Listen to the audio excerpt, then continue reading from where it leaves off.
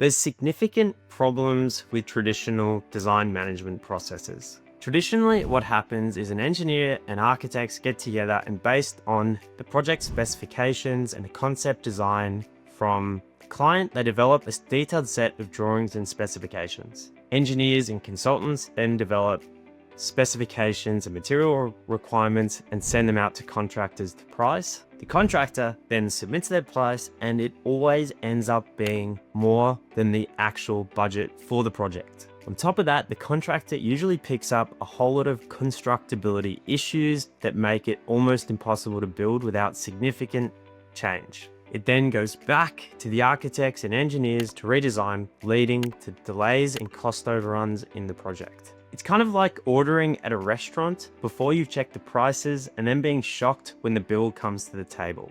Basically, the core problem in this process is that we design something that isn't practical to build. It's either too expensive or doesn't work. Now, one other thing we need to keep in mind when we talk about how to fix and address this problem is the breakdown of cost on a project. For argument's sake, let's imagine a building costs $100 to build. This means it'll cost between $5 to $10 to design. Over the life of the building, it'll cost around $400 to maintain, and it will generate around $1,000 in revenue. Now, these figures are very average and high level, and they're going to vary hugely from project to project. For example, tunnels and solar farms are much more expensive to build, but much cheaper to maintain. The key insight though is that the design costs are usually minimal or even insignificant compared to the construction, the maintenance, and the value delivered by the project. Even doubling the design costs is insignificant in terms of the overall project budget. But, and here's the important point, is doubling the design costs could lead to huge savings in terms of the capital and the maintenance costs. And it could also lead to being able to produce a lot more value from what we build. So what does all this mean? Well, we fundamentally should be thinking about the design process as something not to minimize the cost of, but to maximize the value of. We want to design something that is cost effective to build. So what does all of this mean? Well, fundamentally, it means that we shouldn't be thinking about the design process as a cost to be reduced, but we should think about it as a process to optimize what we design. We want to design something that's cost effective and easy to build. It's much more important to do the design process right than cheap. The solution to these problems is lean design. So what is lean design? Well, lean design is a process that ensures cost, function, and value are balanced from the start. Instead of designing first and then adjusting the budget, lean design sets a cost target or a budget first, and then the design evolves within the constraint. This is also referred to as target value design. The key principles of lean design are to define the project's value from the beginning and aligning the design with the client's priorities, establishing a clear budget early on and treating it as a constraint, not an estimate.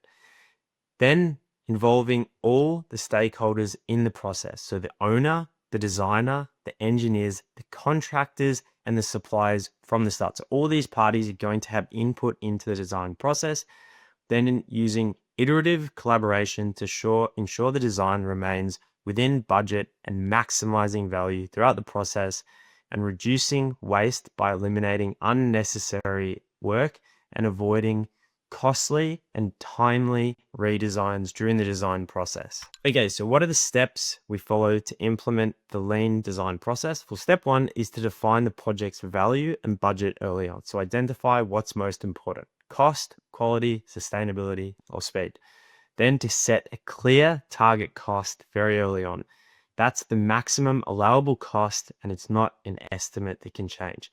The team then aligns on what will create the most value for the end users. For example, the school prioritizes natural lighting and flexible classroom spaces over decorative facades. So the school is defining what is producing the most value to their stakeholders. So through the design process, we've set the target cost and we've aligned the design process around creating the most valuable solution. Step two is then to produce a collaborative design with a cross-disciplinary team. So engage the owners, the architects, the engineers, contractors and the end users from day one in the design process. Again, this ensures the design isn't just created by the engineers and the architects, but the people building it, the people who are going to be using it, thinking about the design and providing input in it, which is going to give us the best possible solution. And this can be done with workshops and pool planning sessions. For example, a hospital project involves the nurses and the doctors in the layout planning to ensure the design helps best with patient care. Once the cross-functional team is established, the design is then produced in iterative, continuous cycles. So instead of waiting until the design is complete to re-estimate the cost estimates are continuously updated and tracked throughout the design process. The design goes over budget, the design has to change. The team tests different options to see how they impact the cost, and tools like prototyping, BIM, or 3D visualizations are helped to get stakeholder feedback into the design.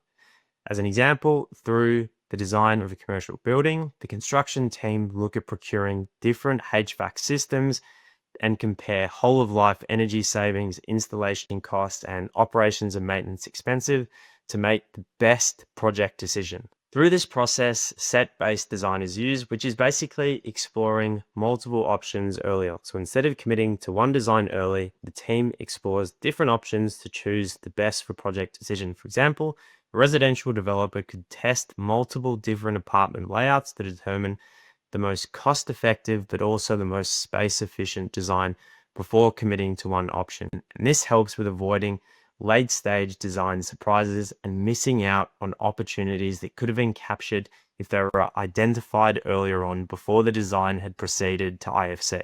Because the contractor is also involved in the design process, buildability and prefabrication considerations are always front of mind. The design is made to be easy to build to ensure everything's practical and buildable. So modular and prefabricated components are used to reduce labor costs and construction time, and avoids things like custom high maintenance materials that increase cost. So comparing traditional design versus lean design. So the budgeting approach in traditional design is to design first, then you check how much it costs.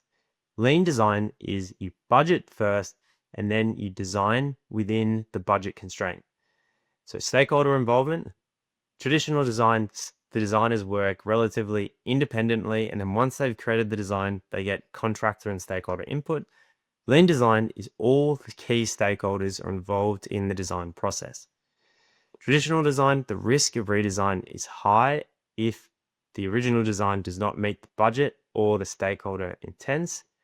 Lean design is low since costs are controlled throughout and stakeholders are continually providing input into the design. Traditional design is not flexible and cost cutting helps later.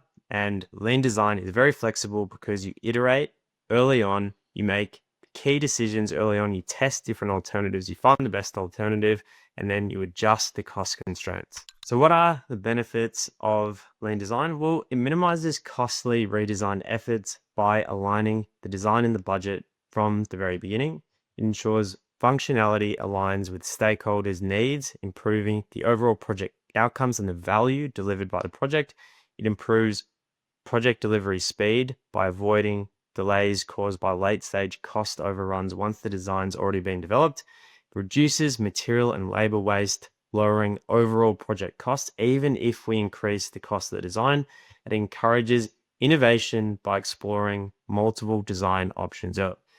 Fundamentally, lean design is like checking the prices before you order at the restaurant, when traditional design is like ordering at the restaurant and then being shocked when the bill comes.